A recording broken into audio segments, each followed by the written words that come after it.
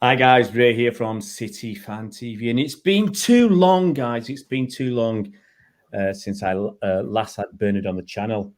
Bernard was up in Newcastle last night, and very welcome he is to be on the channel tonight after a long trip back in, I suspect, the early hours. How you doing, Bernard? Yeah, I'm fine, mate. I got home before 2, I think, about 10 to 2, so it wasn't too bad. Traffic out of Newcastle is, once you get past about, a couple of miles, it's fine. There's no problems, and we had a bit of a disaster go. Well, not us, not me personally or anybody on the coach, but the coach driver's dad had took seriously ill in Norfolk, and he only found out as we got near the ground. Yeah. So obviously he had to drop us off and take the coach back somewhere to meet someone else to pick the coach up to get back. So it's just obviously I hope he's all right. But thought, well, the coach will be here, lads. Don't worry. They said, and it was. So we're all right. Well, let's get onto it, mate. Let's get onto it. City lost 1-0 to Newcastle. Okay, before we look at the game, does Pep really care for the Carabao Cup anymore? I think he cares for it, but he's not going to lose any sleep over being knocked out of it. You could tell that by his team. And the same with Howe. Howe would have been happy to lose last night. He's obviously gleeful today because he made 10 changes to his last team. So we made 8. So he made even more. So in theory, his team was even weaker than ours. But either manager would have been cock a hoop to win. Either manager would have sort of brushed it off if we lost, and that's how it was approached, I think. Yeah, I mean, Pep kind of set us up because the way he was talking before the game, it was an inconvenience, and we've switched from obviously winning it 4 times on the bounce when it was an important trophy, especially in Pep's. We were still going for all the competitions then, weren't we? I mean, that's what strange to me is all of us. 4 years ago we were going for all 4, 5, however many trophies we could go for. We're still doing it now. All of a sudden, we've changed tack now because we've done a treble, because we've done certain things. All of a sudden, it's become less important. But what happened to the old days of him playing his best teams, and if he got through to a semi-final in the FA Cup, and we had a big game coming up, he just rested players and we lost it. And what's happened to that stance that we used to have?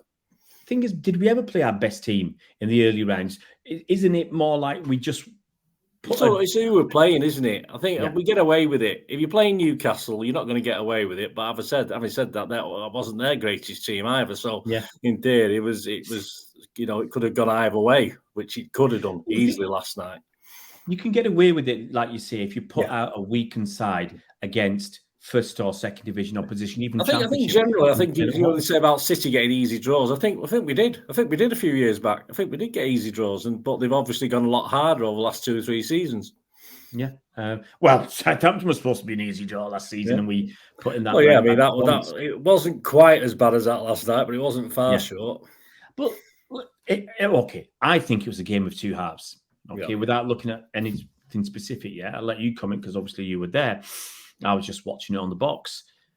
We controlled that first half. We were well on top. They had one lucky chance near the end. Was it Murphy of the first half from one of our mistakes? But we were on top. We had chances.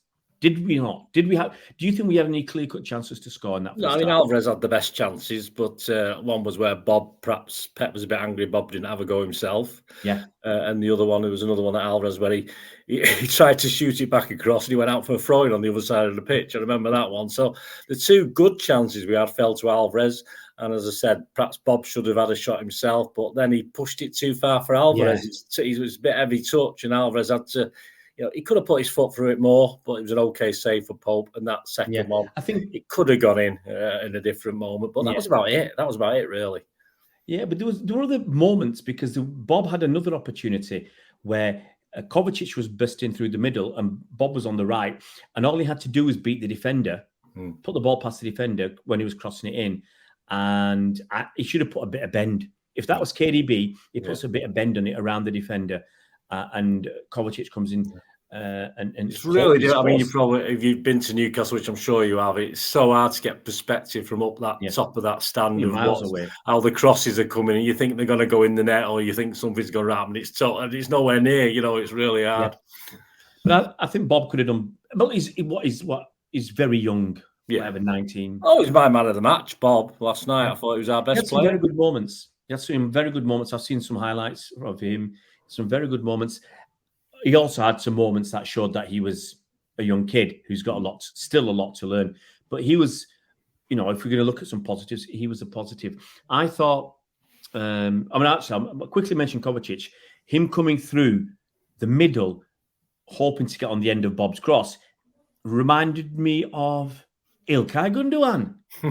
Never coming in late and getting onto the end of crosses. So I quite liked Kovacic coming back. Two other people that impressed me overall, they still got work to do. First half, especially Gomez. I thought he had a decent game, Gomez. Yes, he's Pep threw him under a bus and played him totally out of position. I thought he played all right. All credit to him. He didn't, he didn't lose any credit. He didn't gain loads of credit, but I thought the fact that Pep played him on that right and then obviously played more normal role, didn't he? I think in the second half. I thought he had a decent game. Yeah. He made one that I remember, big Rick, where he gave the ball away, and they did have a reasonable opportunity to attack us. But generally, he did what Mahrez would do. Yeah, he gets the ball, he passes it back, knocks it down the line, knocks it inside. Again, he put, I think, 2 or probably 3 good, almost good crosses. Okay, he dinks it over, he crosses it in, and he was just too heavy. He was just, whether that's inexperience, whether that's the adrenaline's pumping, he's too excited. He put a little bit too much on the ball. But a couple of them, he had the vision to see the opportunity. He just didn't have the quality when it mattered. It's one of those. You get 2 out of those 3 right. We score 2 goals. I think we had enough chances that first half to get a goal, and that could have been the difference. The other one who had, I think, a good game was Rico Lewis. Yeah, again, he had moments of, you think, okay, I'll say you're a kid, I'll let you off there. But he had other moments where he was brilliant, and he just fitted in. And here's the thing for me, I've said it for the last few seasons. If any one of those 3, whether it was Bob, Gomez, Rico Lewis, was playing with the first team, they wouldn't have been out of position. They wouldn't have been out of place.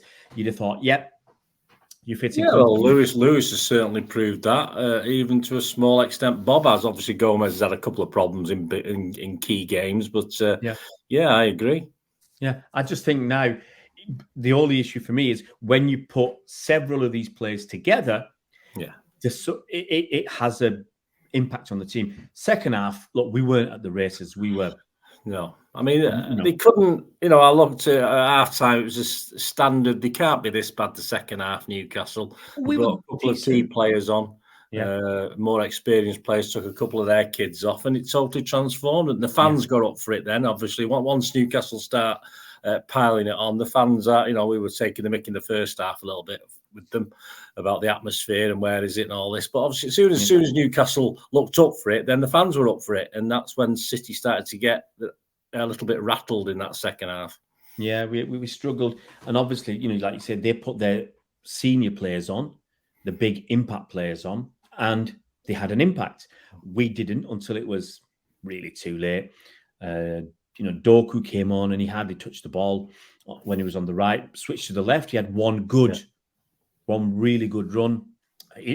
For me, he looks exciting again. He was one that you thought, give him the ball. No one, Alvarez had gone off anyway, and Alvarez didn't have a great first half apart from those 2 wasted chances. He didn't have anyone to aim, unless he was going to score himself, Doku. We were struggling last night. Who the hell was he going to pass it to? Yeah. It was, I was disappointed he didn't get enough of the ball when he came on, because he was a guy who could make a difference. But I mean, it's one of those. I look at the overall performance, especially the first half. I don't think it was too bad. If we stick, and it's the same thing I mentioned earlier, if we stick one of those chances in, game could be very, very different. But as I said at the start, we're not that fussed. We're not that fussed that we've got knocked out because it's games that we don't need. Yes, on one hand, you can. Pep says it's good at this early part of the season because you can give players who haven't been playing an opportunity, or players coming out from injury an opportunity. Later in the season, it's a pain because it's getting in the way of everything else. And there's that game in the quarterfinals that is in December, the day before the Club World Cup game. Yeah, so I mean, they would have had to have talks about how the hell they were going to do it anyway. But say it's not a problem now, is it? We wouldn't have thrown it because of that. But it's obviously solved that problem. Yeah. So on overall, it wasn't the best for us, but it's neither here nor there. I think we can be disappointed in. I think obviously, I look back at their goal. I've looked back at it a couple of times, and a couple of guys have pointed out on Twitter the lack of some players not getting back, some players not busting their gut to get back. Obviously Ake was working hard to get back, but there's two or three. I won't name names particularly. There's two or three that just did give up and weren't even attempting to get back in the box, and that was disappointing in a team that want to make an impression. That was really disappointing. So it was a really bad goal from that point of view. Despite it, we played quite well.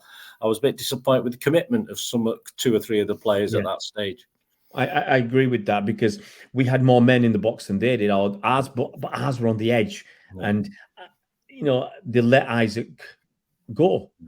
I mean, Diaz would have been throwing himself around and God knows what in that position if he'd have been there. Yeah. And I thought Guardiola played very, very well. Don't get me wrong in that. Sometimes I kept mistaking him for Diaz sometimes, which is a compliment. But I was a little disappointed in that. I say it was only one goal. They probably could have had. Ortega had a couple of okay saves. He probably could have had one or two half chances. But as I say, it was only ever going to perhaps be one goal to decide it. Yeah. Well, let's not worry about it. We move on. We've got bigger fish to fry. And Pep says quadruple. Who cares? We and I agree. We'd be happy with the treble or one of the two big trophies if we won that this season. I think most City fans would be dead chuffed to win the league or the Champions League again. Whichever if we're lucky enough to win one of them, it'll be a quad.